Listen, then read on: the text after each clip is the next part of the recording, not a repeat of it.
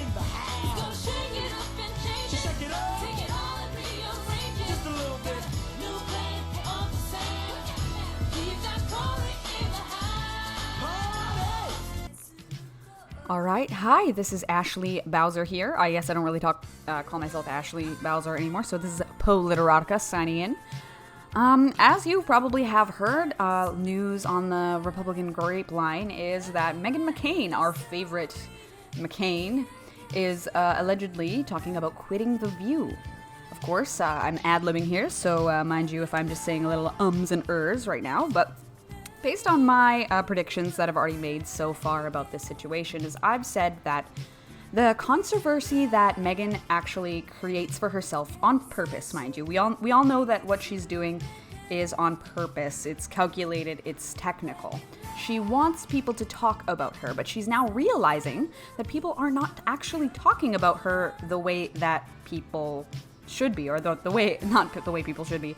People are not talking about her the way that she wants people to talk about her. She's realizing that the popularity that she is creating for herself based on her appearances on The View almost directly. Like, she doesn't say these sorts of things outside of this avenue than her Twitter and being on The View. Before Meghan McCain was on The View, I just thought she was just a regular run-of-the-mill, I thought she was just a regular run-of-the-mill, still in the box nepotism Barbie. She was just relatively untouched, relatively unscathed by any controversy that her father had been inputted in. But she is now somewhat, based on, I guess, insecurity, pride, any of those number of things that she is now deciding that she wants to be just like her daddy.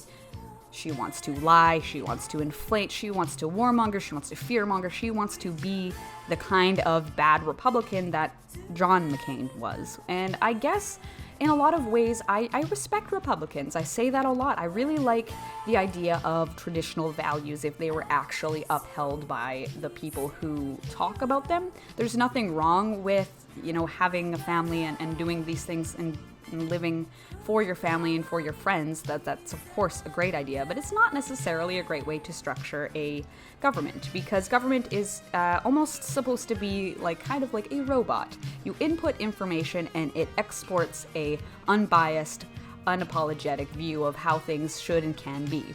But we have kind of humanized government. We have created an entity of left and right with these caricatures that exist on both sides. So the caricature that was presented to me growing up was, of course, the character that was presented to me was Stan Smith, things like that. Hank Hill, Al Bundy. You know where I'm getting at. The people that were Republican to me were people that actually genuinely embodied these behaviors, although they had faults. They were genuine people who cared about their family first and everyone else second. And that's a great ideal to have. But people like Ben Shapiro don't necessarily use their family values as weapons of love. They use them as weapons of mass destruction. So, segueing back to Meghan McCain quitting The View. She is not receiving the attention that she thinks that she deserves from her opinions and ideas that she's voicing on The View, and now she's pulling out. I've seen this coming from a mile away, trust me. I have documented evidence of me having a dream that I woke up and Meghan McCain was no longer on The View, and I was happy, and that's all I remember in that dream. So moving on. But needless to say, Meghan isn't really a bright girl. She has probably not necessarily excelled in a lot of areas in her life that have been laid out for her. I can tell based on her not her appearance, based on her personality appearance, the way that her personality appears to me on TV, on Twitter, on social media, that she is a very insecure person. Anybody who's even taken a Psych 101 course while they were 11 years old can find these character traits in people that tend to be very insecure. Meghan cannot, for the life of her, have somebody criticize something that she likes or something that she stands for or that she believes in front of her without having the absolute need to get her voice heard into the conversation. So let's say you're at a lunch table or something like that, and you're talking with your friends, and you say that you love Spider-Man, and Megan over there, she hates Spider-Man. She's gonna come over there and be like, I hate Spider-Man. I don't like Spider-Man. You should and then she just goes off and makes derails the conversation that you were having with your audience into the conversation of why she doesn't like that. In political debate, that is obviously called a rebuttal. It's normal to rebut points, but on The View, we're not debating in the traditional sense. So when she tries to break her own persona as this, edgy, cool girl by getting, offended and being very particular about language, it just goes against the calculated character that she had built for herself in the beginning. Like I said, when I first came across Meghan McCain, I actually liked her. I thought she was outspoken, I thought she was an interesting person, and I thought that based on... Sorry, there's a very loud car going by. I thought she would be an interesting person based on the fact that her dad was John McCain. The same mistake that absolutely everybody who's ever worked with her has made, that she would be interesting because she is the daughter of John McCain. We know that people who have parents who are eccentric or parents that have a lot of experience, they tend to gain, the kids end up gaining that experience. In this case, I've noticed that I don't think Meghan McCain had a lot of experience to draw from. John McCain wasn't necessarily a good politician. The reason why he got so far in his career was because he was willing to do and say the right things to get him to do and say the right, to go to the right places, let me say. I'll do a whole nother video on John McCain. I actually think I've already uploaded that one based on when this video comes out, but who knows? Meghan has a problem with insecurity. She has got that insecurity because she had trouble with being compared to her father. Now she is clearly embodying that comparison. She wants to be known as John McCain's daughter. So I can tell based on just the sad look in her eyes that she wants to be her own person, but she doesn't necessarily even know how to do that. In the beginning, when I was first introduced to Meghan McCain, I thought she was I thought she was kind of an independent lady, and like I said, I thought she would be interesting because she was John McCain's daughter. Eventually, once she got on The View, the spotlight was a little bit more illuminated on her in the progressive realm. People like Meghan McCain kind of float under the radar with progressive people like me because I'm usually listening to my own side. Recently, over the last few years, I've started to dive more into what the right says and things and starting to listen to their pundits and their speakers a little bit more.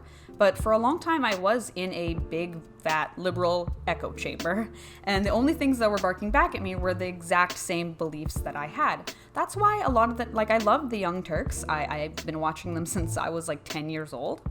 But a lot of the times, I have to stop watching the video because they're literally just reciting all of the same things that I'm already thinking of, literally just reciting all the things that I've already been saying.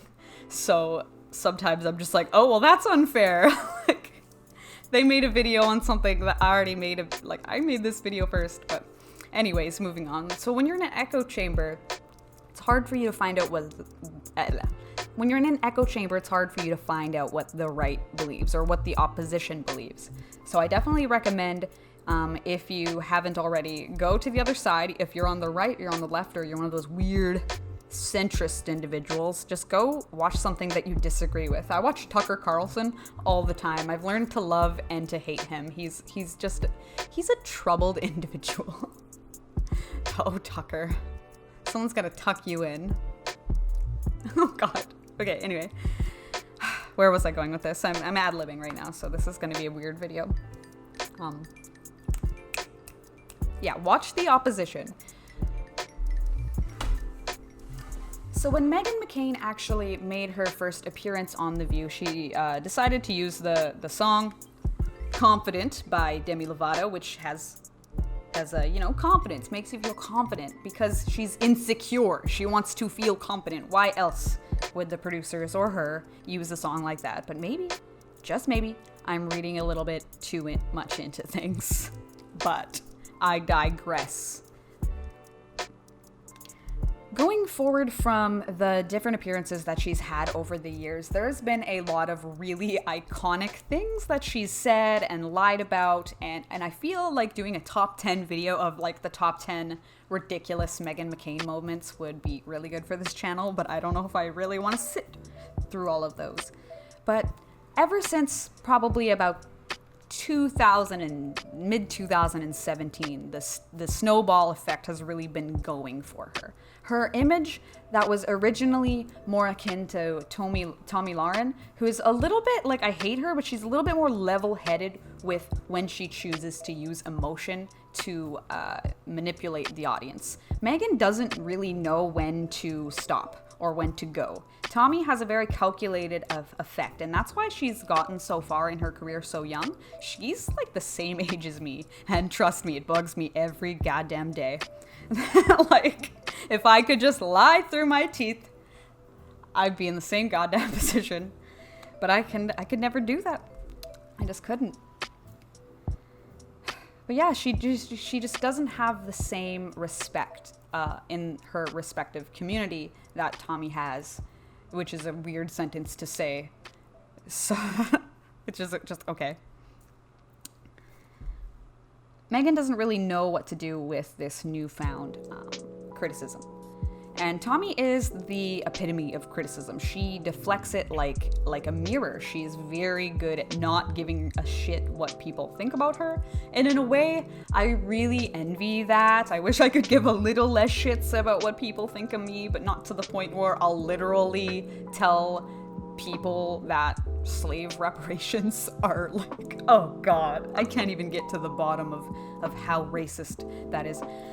Meghan is hiding the fact that she, deep down, is probably a little bit more progressive than she wants to admit. And that makes her angry and insecure because she wants to fit into the community that has accepted her so much. Because the leftists, they don't want nothing to do with John McCain's daughter. She'd never fit in with our community unless she denounced her father. And who wants to denounce their family? Who wants to do something like that?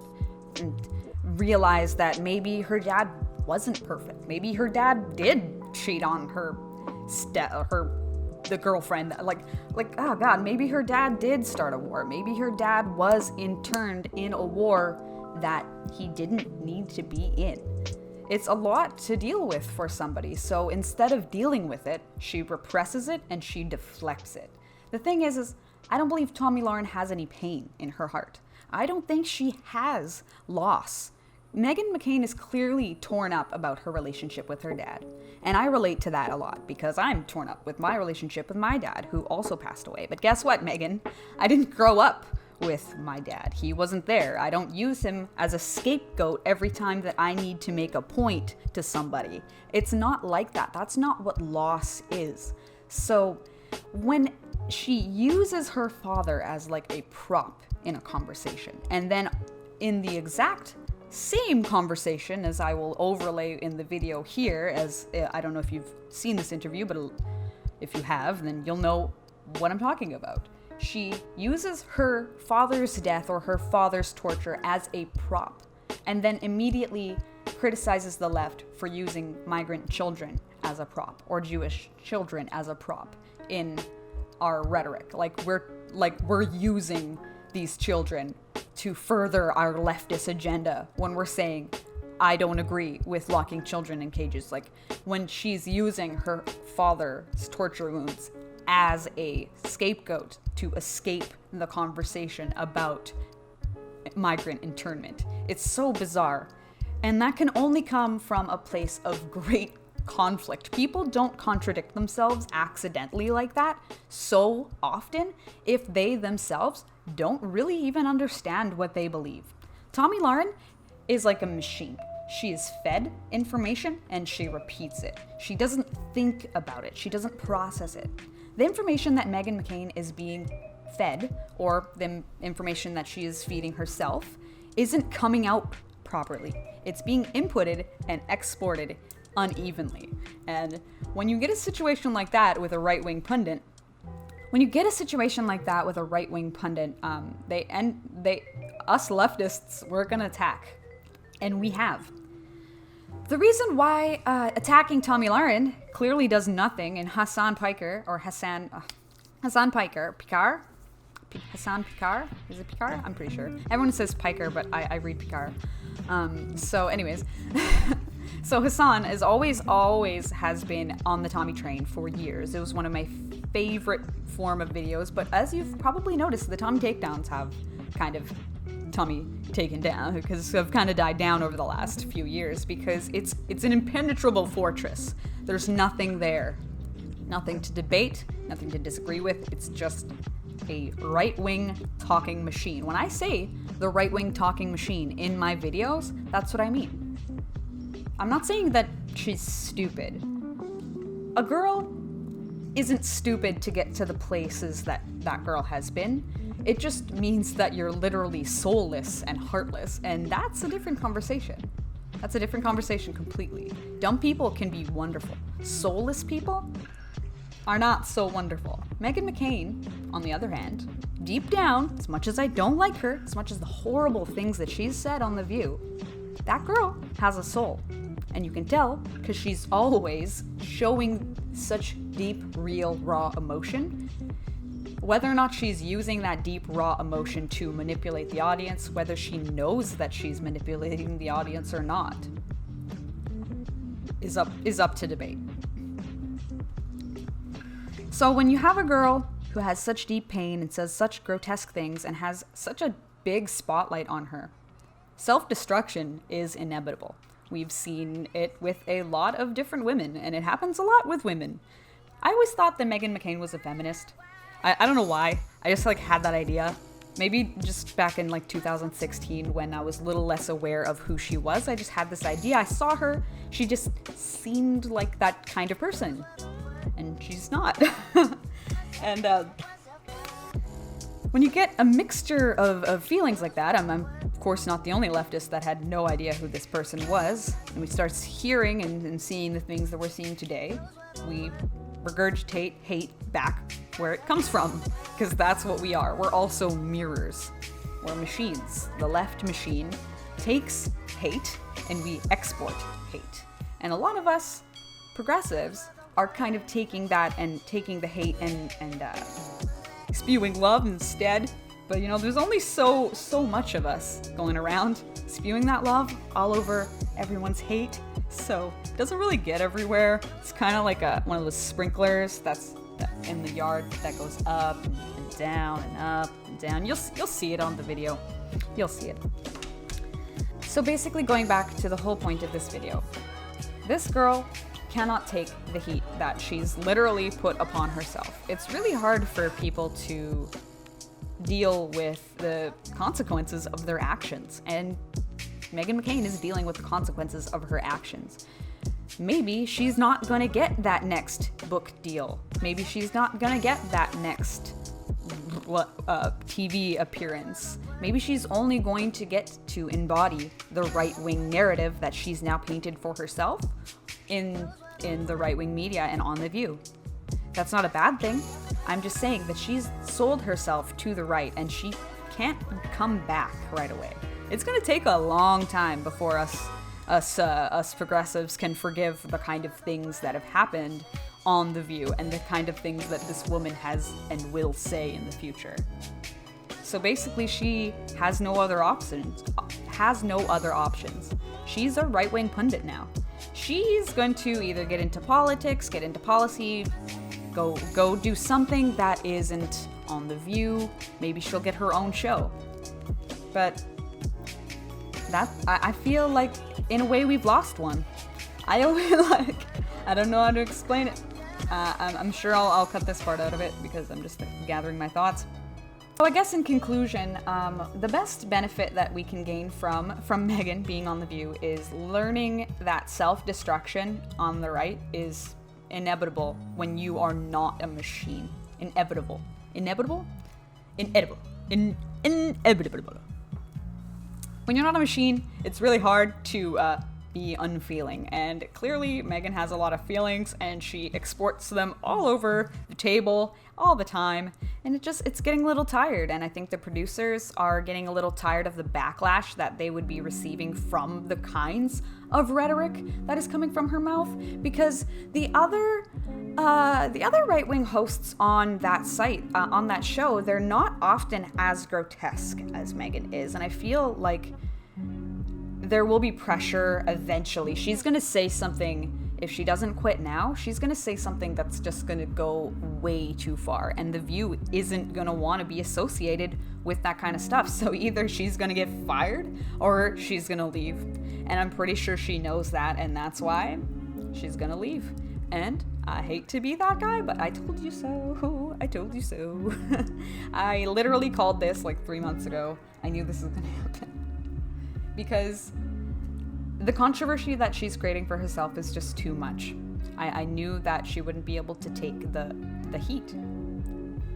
And well, thank you for listening to this super long rant. I just read a few articles, watched a few videos, and then I decided to jump on the topic and upload this right away so I can get those much needed relevance clicks, because yeah.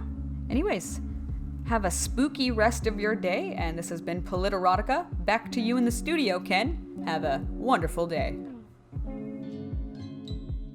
Hillary's in the creepy weird sick stuff, man. She sleeps in the same room with that creepy